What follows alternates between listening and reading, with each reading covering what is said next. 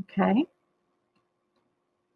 We have a very exciting true story today. It's a nonfiction book that is written like a story, so it's called narrative nonfiction. Remember, narrative means telling a story. This book is part of the Against All Odds series. There's a couple other ones. One's called Alone in the Jungle. So you can tell that these are things where people are really having to survive something difficult. Okay, you're welcome to read that at another time. This story is about a group of men who did something very difficult and very dangerous. They saved 9 people who were on a ship in the ocean during the worst storm in 50 years.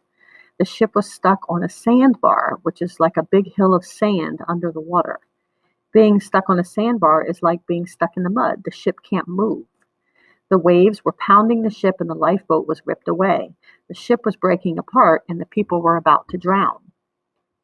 Okay, so let me have you look at the back cover of the book and then maybe share with the group what you're thinking. Sometimes it's not quite big enough, but I think you can see that.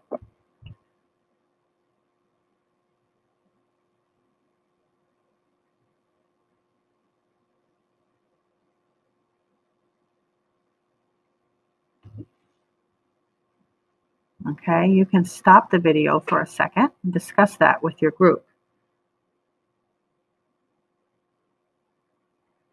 Okay, on the cover, you can see the men who were on duty at the Pea Island rescue station. Okay. Here's the cover. They were on duty at the Pea Island rescue station. They were a trained rescue crew of the life-saving service. The Pea Island rescue station was set up along the dangerous coast of North Carolina in the United States. So that's not too far from here. North Carolina is the state just south of Virginia. This coast is so dangerous that hundreds of ships have been wrecked there. High winds and strong tides can smash a ship to pieces on hidden rocks. This area is called the Graveyard of the Atlantic. Okay, we can look at this map on page 4. Okay, so that area. And you can see Virginia is just above there. Okay, because this is we're kind of in this area of Virginia. Okay, kind of inland a little bit and towards the northern part. But down here is just across the border from North Carolina. In 1896, a hurricane slammed into the coast of North Carolina. What do you know about hurricanes? You could stop the video for a minute if you'd like and discuss it with your group.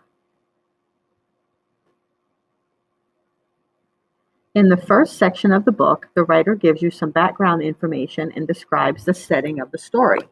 Then, the story of the ship, the E.S. Newman, begins on page 5.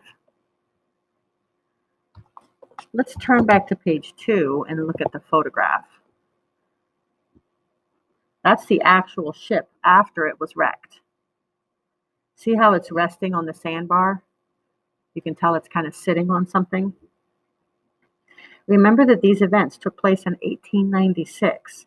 Look at the sidebar on page 5. Okay, that's over here. And you can see an illustration of a 3-masted ship. You see the masts are these like poles, right? And then the sails are this white part. Looks kind of like a big sheet, right? And rigging on the ship. These ships didn't have the equipment that modern ships have. So the rigging is these lines that like pull the sails up and down. So they didn't have the equipment that modern ships have, and they didn't have instruments to communicate a distress signal. So you'll read what the sailors did. You'll find out how the captain of the ship signaled to the rescue team that they were in trouble. So let's go to page 8 and 9. There's the word watchtower. Oh, there's the watchtower, sorry, and the 7 men who were on duty during the hurricane. One man, Theodore Meakin, saw a red light through the wind and rain. That's how the rescue team knew a ship was in trouble. The waves were so high that the rescue team couldn't use a lifeboat to reach the stranded ship. Instead, they loaded their gear, that's all their equipment, on carts pulled by mules and battled their way down the beach. As you read, think about why the writer of this book calls these men heroes, even though they were not recognized as heroes at the time.